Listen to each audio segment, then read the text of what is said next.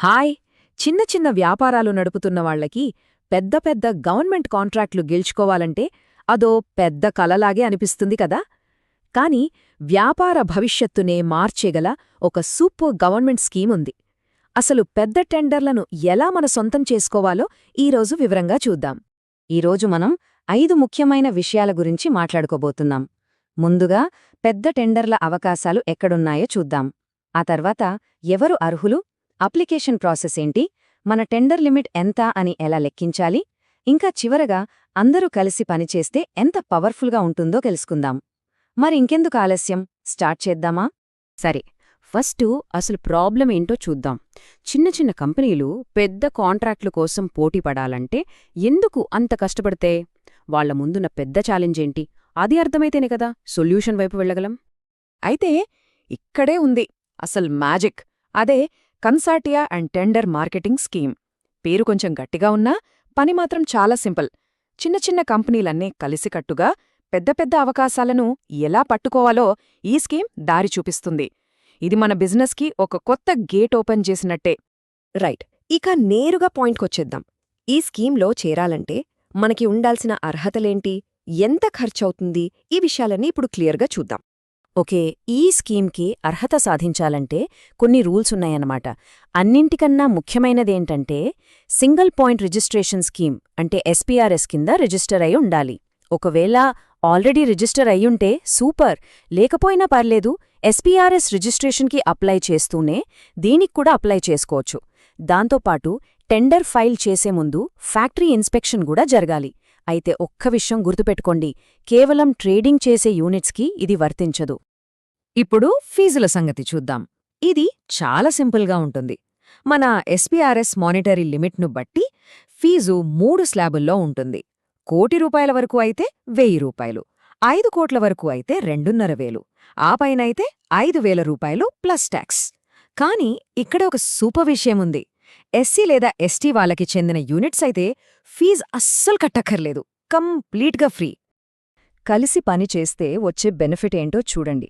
సింగిల్గా ఉంటే ప్రతి బిల్లు మీద 2.5% సర్వీస్ ఛార్జ్ కట్టాలి. అదే ఒక గ్రూప్గా అంటే కన్సార్టియంగా వెళ్తే కేవలం 2.0% మాత్రమే, అంటే స్ట్రేట్గా 0.5% ఆదా అవుతుంది. ఇది చూడ్డానికి చిన్న నంబర్లా ఉన్న పెద్ద పెద్ద కాంట్రాక్ట్స్లో ఇది చాలా పెద్ద అమౌంట్ అవుతుంది కదా. Okay, next application process. Paper work అనగానే చాలా మందికి టెన్షన్ వచ్చేస్తుంది. బట్ డోంట్ వరీ, దీన్నొక సింపుల్ చెక్లిస్ట్లా చూద్దాం. ఏమేం కావాలో ఒక్కొక్కటిగా చూసుకుంటూ వెళ్దాం. Let's start. ప్రాసెస్ చాలా సింపుల్ అండి, జస్ట్ 2 స్టెప్స్. ఫస్ట్, వాళ్లు ఇచ్చిన అప్లికేషన్ ఫామ్ అంటే అనెక్స్చర్స్ ఏ మరియు A1 ఫిల్ చేయాలి. సెకండ్, ఆ ఫామ్కి అవసరమైన డాక్యుమెంట్స్ అన్నీ పెట్టి మన దగ్గర్లో ఉన్న ఎన్ఎస్ఐసి బ్రాంచ్ ఆఫీస్లో సబ్మిట్ చేయాలి. అంతే. మొట్టమొదటిగా కావలసిన డాక్యుమెంట్ అధికార పత్రం.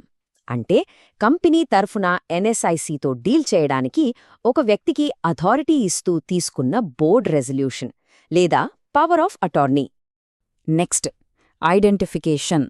కంపెనీ ఓనర్లు, పార్ట్నర్లు లేదా డైరెక్టర్లు ఇలా ప్రతి ఒక్కరి పాస్పోర్ట్ సైజ్ ఫోటో, ఇంకా వాళ్ల రెసిడెన్షియల్ ప్రూఫ్ కూడా ఇవ్వాలి. ఫైనల్గా కొన్ని ప్రూఫ్స్ అండ్ పేమెంట్. మన GP registration certificate copy, enlistment fee, ఇంకా రీసెంట్గా మనం చేసిన కొన్ని సప్లై ఆర్డర్ల కాపీలు. ఇవన్నీ రెడీ చేసుకుంటే అప్లికేషన్ ప్రాసెస్ ఆల్మోస్ట్ డన్. ఇప్పుడు మనం చాలా ఇంట్రెస్టింగ్ ఇంకా చాలా ఇంపార్టెంట్ టాపిక్కి వచ్చాం.